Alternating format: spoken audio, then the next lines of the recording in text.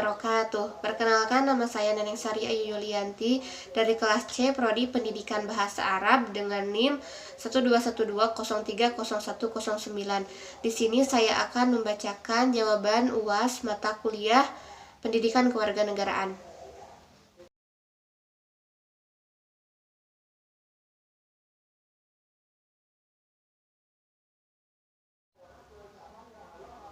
Hak asasi manusia merupakan sebuah wacana yang pada awalnya belum dikenal dalam Islam. Namun secara normatif dapat dikatakan bahwa Islam tidak bertentangan dengan hak asasi manusia dan ajaran-ajaran Islam pada dasarnya sejalan dengan motivasi hak asasi manusia. Hal tersebut dapat dilihat dari nilai-nilai yang terdapat dalam Islam maupun hak asasi manusia. Nilai-nilai tersebut memiliki keselarasan antara lain dalam hal nilai persamaan, kebebasan, keadilan, dan nilai-nilai lain yang bersifat fundamental. Namun, karena nilai-nilai yang terdapat dalam keduanya masih bersifat universal, maka terdapat pertentangan terhadap nilai-nilai tersebut. Aspek budaya menjadi alasan beberapa kalangan umat Islam menolak konsep hak asasi manusia yang berasal dari Barat. Hak asasi manusia memandang bahwa prinsip kebebasan harus diberlakukan secara mutlak tanpa batas. Sedangkan menurut agama Islam, kebebasan tidaklah mutlak tanpa mengenal batas. Ada batasan-batasan tertentu yang harus dipahami. Kebebasan manusia tidaklah berarti bahwa boleh bertindak semaunya. Nah, itulah perbedaan makna kebebasan beragama antara Islam dan hak asasi manusia.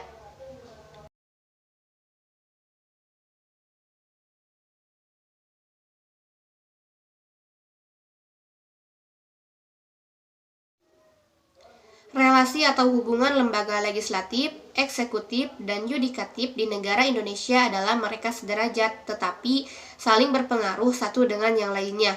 Karena sederajat itulah akan ada kewenangan dan pengertian dari masing-masing lembaga. Lembaga-lembaga tersebut harus berdiri sendiri tanpa dipengaruhi institusi lain sehingga tidak mengganggu kinerjanya. Namun, dalam mencapai tujuan nasional, ketiga lembaga tersebut harus bekerja sama sebagai lembaga eksekutif, yaitu presiden, wakil presiden, dan kabinetnya berjalankan undang-undang yang telah dibuat oleh lembaga legislatif, yaitu MPR, DPR, dan DPD.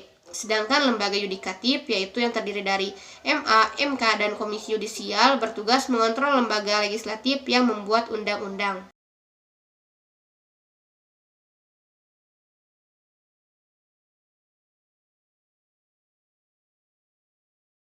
Menurut Dawan Raharjo, konsep masyarakat madani mengandung makna tiga hal, yaitu agama sebagai sumbernya, peradaban sebagai prosesnya, dan masyarakat kota sebagai hasilnya.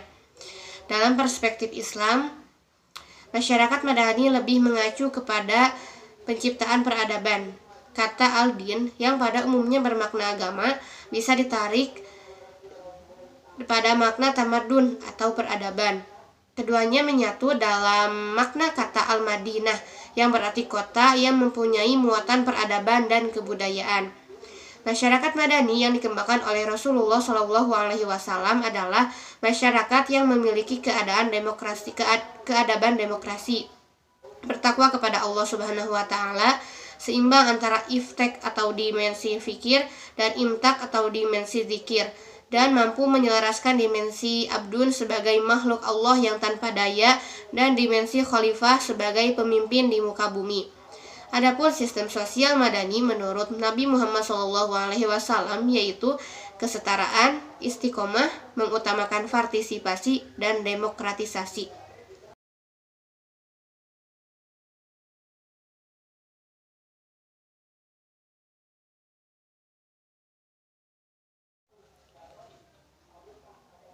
Banyak berbagai upaya yang bisa dilakukan untuk mitigasi radikalisme kepada pemuda.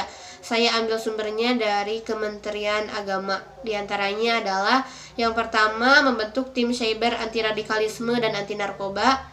Yang kedua, mereview kegiatan yang tidak prioritas dan menggantinya dengan kegiatan anti radikalisme. Yang ketiga, mensosialisasikan ajaran agama yang rahmatan lil alamin.